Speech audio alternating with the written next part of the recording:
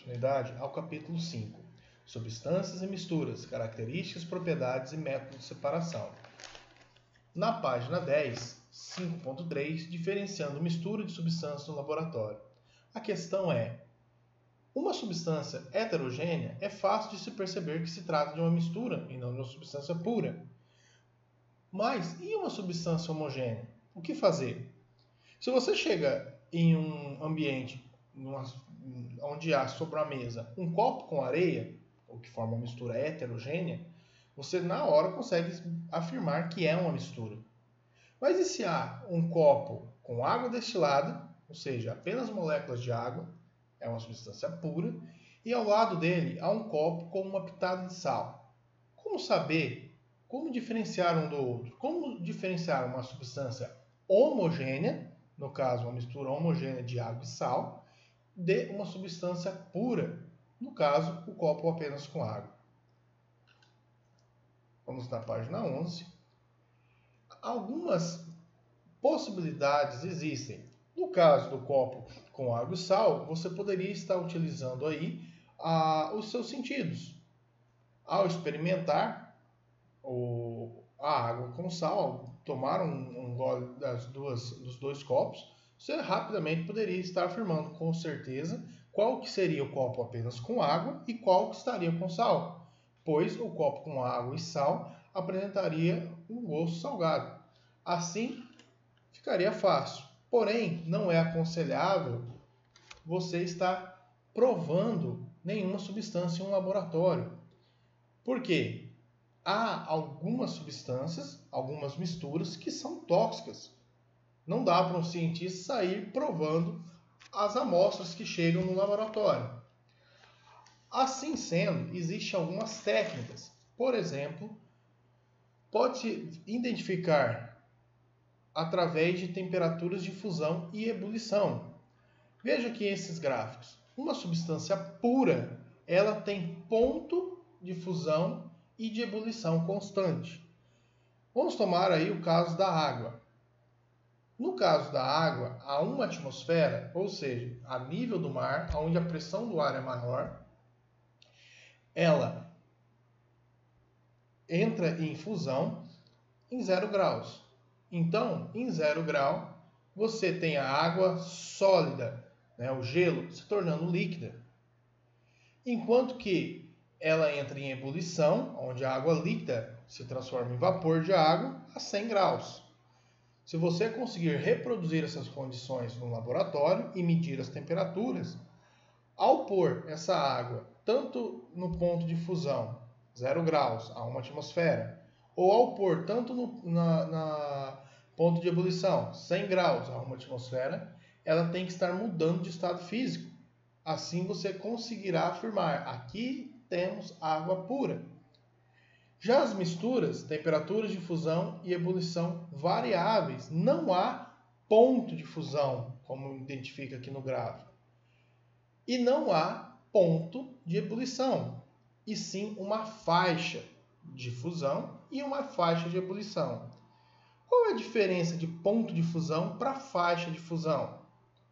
Imagine a seguinte situação: você recebeu uma amostra e quer determinar o ponto de fusão dela. Se é água pura, a 1 atmosfera tem que ser a 0 grau. Sendo água pura, o que irá acontecer? Está lá esse bloquinho de gelo que você recebeu e você começa a aquecê-lo. Ao chegar em 0 grau, você terá tanto gelo quanto água líquida. E essa amostra não irá subir de valor de temperatura até não existir gelo mais. Então, em 0 grau, você tem ali os dois estados físicos ao mesmo tempo. 0 grau, há gelo e há água líquida. Já em uma mistura, você tem ali uma faixa de fusão e não um ponto de fusão, não é a 0 grau. Por exemplo, como indica aqui o gráfico, poderia iniciar ali a fusão, o derretimento desse gelo, a -1 e continuaria até 7 graus. E aqui, na substância pura, começaria a 0 grau e mesmo você fornecendo calor, a temperatura ficaria ali travada no 0 grau até todo o gelo derreter, fundir e se transformar em líquido.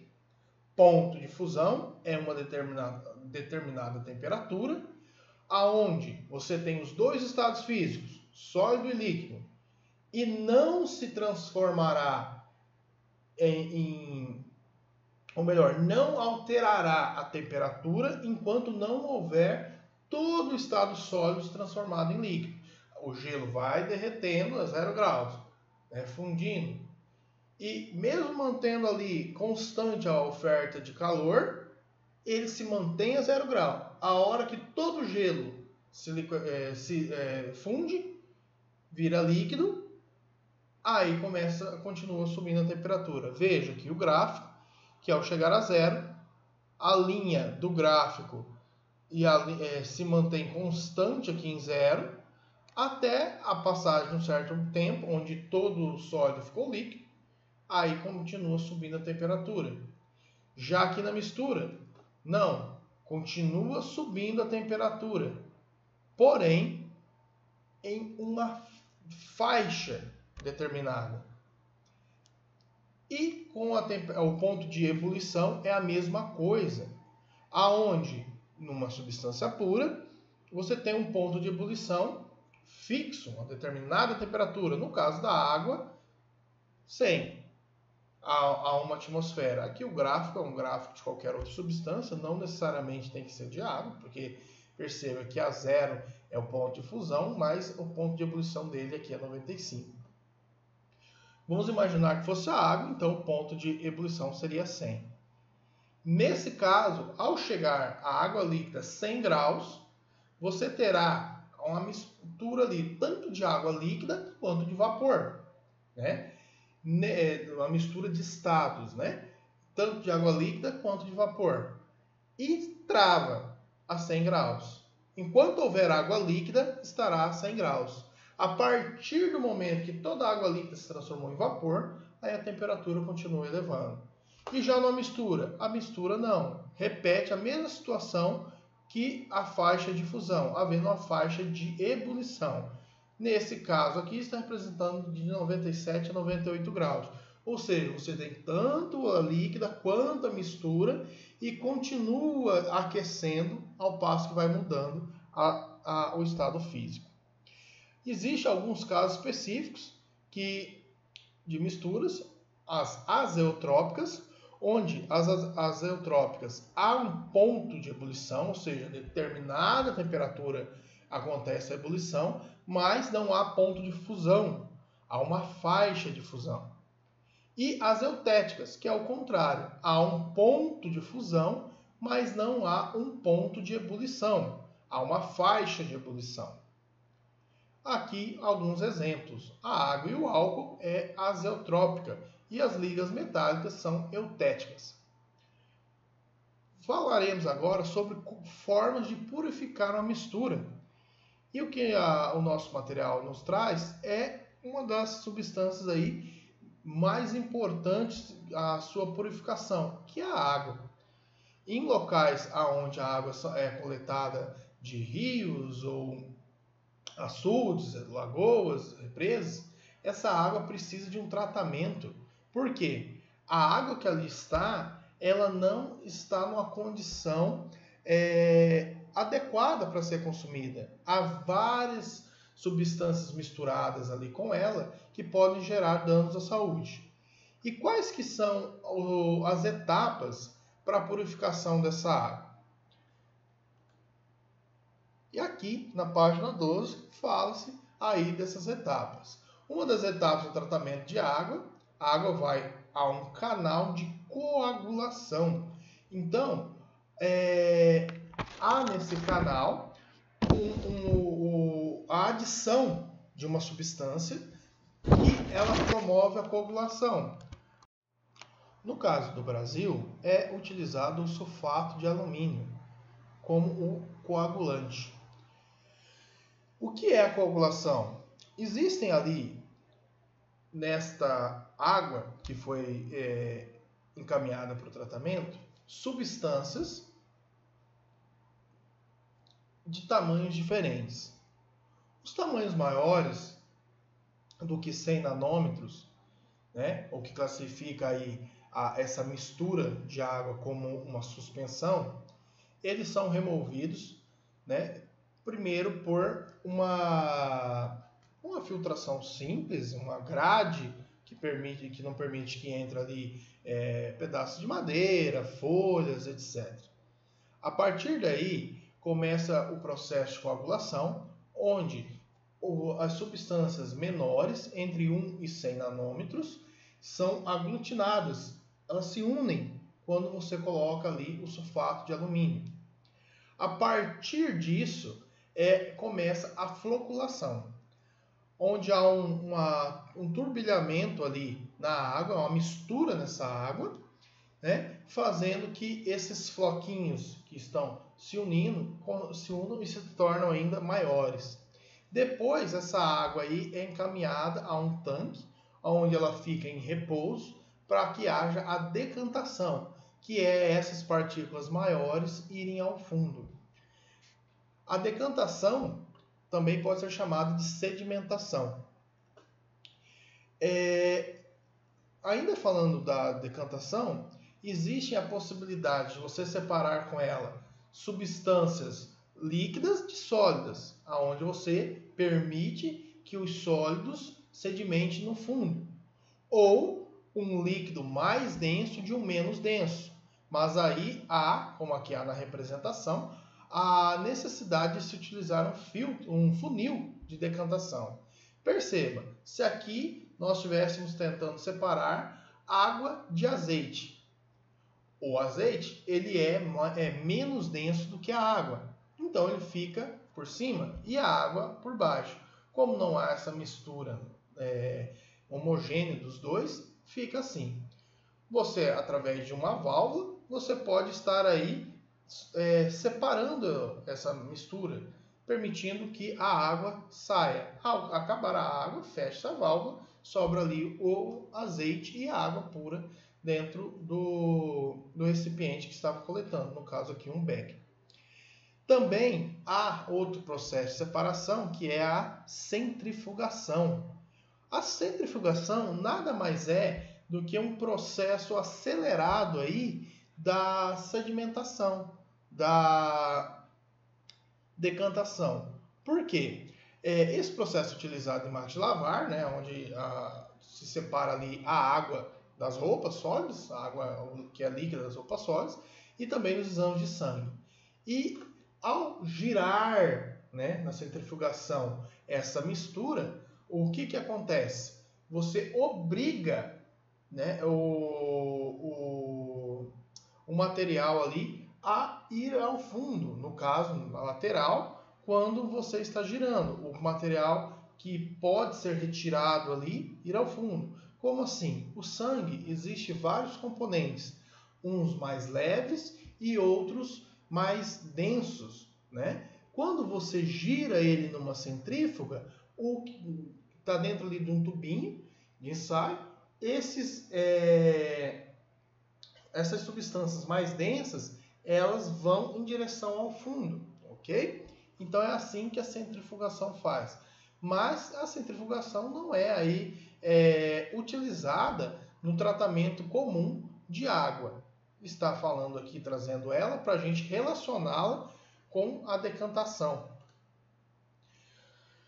Seguindo o processo de tratamento de água, o tratamento da água à superfície do decantador é recolhida e levada a dezenas de filtros verticais, onde ocorrerá o processo de filtração. Os filtros no processo de filtração funcionam deixando passar substâncias pequenas e retendo as maiores. Imagine os filtros como se fossem peneiras. Como assim? Você coloca ali em um filtro no tratamento de água carvão, areia, pedregulho e cascalho. Quanto maior for as partículas, no caso cascalho, menos se filtrará. Porque há espaços maiores entre os pedaços ali, as partículas de cascalho, do que entre a areia. Então, as impurezas de tamanho maior vão ficando retidas ali nesse filtro com sedimentos maiores, enquanto as menores passam. Por isso há camadas. Se você colocasse direto a areia, que ela filtra as substâncias ali, as partículas menores, logo ela estaria saturada, pois as partículas maiores iriam criar uma camada impermeabilizando a passagem ali da mistura. Então há sedimentos maiores, onde as maiores partículas ficam. A mistura agora com menos partículas começa a passar por uma camada de areia, de pedregulho, né, com menores as partículas. Então, outros partículas ali da mistura de sedimentos ficará ali. Depois, em areia grossa, que tem espaços menores do que a de pedregulho, e reterá partículas cada vez menores. Por fim, a de areia fina, aonde até as menores partículazinhas ficarão retidas. E aí passa-se pelo carvão ativado. O carvão, ele retira o odor, o mau cheiro aí que essa água pode estar tendo. Aqui temos um exemplo aonde é feita a filtração. Há aqui uma mistura que contém partículas, um funil com papel de filtro. Imagine aí o papelzinho lá usado para coar café, e ele permite que o líquido passe enquanto as partículas aí ficam retidas nele. Mas e o papel de filtro? Como que ele funciona em comparação com a areia? Ele também tem pequenos espaços, ele tem como se fossem furinhos, igual uma peneira, permitindo que o líquido passe, e os sedimentos ali, as partículas de sedimento, não. Mas como esses furinhos, esses poros são muito pequenos, a gente não consegue visualizar aí a olho nu. Ainda existe a possibilidade de filtração a vácuo, onde o processo é idêntico. Você tem aqui um filtro, porém é forçado a passagem por esse filtro por uma bomba que causa uma baixa pressão. Essa bomba vai sugando o ar que tem dentro desse recipiente, aqui no caso um Erlenmeyer, e forçando a passagem de líquido pelo filtro. Ok? Olha aqui uma situação de filtração aonde é muito comum aí nos nossos lares, né, nas nossas residências. Se vocês fazem aí o consumo de café, né, normalmente você usa para fazer o café um coador, né, ou o filtro de papel, coador de tecido, que é um filtro de tecido, ou o filtro de papel. E é colocada ali uma quantidade de pó de café e passa água quente por ele. Mas para que é feito o uso de filtro nessa situação? O café não é totalmente dissolvido na água quente, a não ser que seja café solúvel. Mas parte dele sim. Parte desse café que se dissolve formará ali uma solução, que é uma mistura que contém partículas menores de 1 nanômetro. O que é 1 nanômetro? Imagine, 1 nanômetro é 1 milímetro dividido por 1 milhão. Então, partículas menores do que 1 nanômetro, os filtros não conseguem reter elas. Então, passa-se a água, ela dilui o café, as partículas menores de 1 nanômetro vão com a água, formando aí uma solução, enquanto as partículas maiores ficam retidas no filtro. Aqui há um exemplo de filtração com papel filtro de uma água barrenta. E acontece algo parecido, aonde as partículas maiores do que 1 nanômetro ficam aqui retidas, né? Na verdade, o filtro de papel ele ainda deixa passar algumas partículas maiores que 1 nanômetro, mas não maiores do que 100 nanômetros, não tão grandes assim. Então, forma-se uma solução onde está aqui dissolvidas partículas menores e as maiores ficam retidas, ok? Voltando ao processo de tratamento, temos ainda os métodos de desinfecção e fluoretação. A desinfecção ela é realizada por adição de cloro.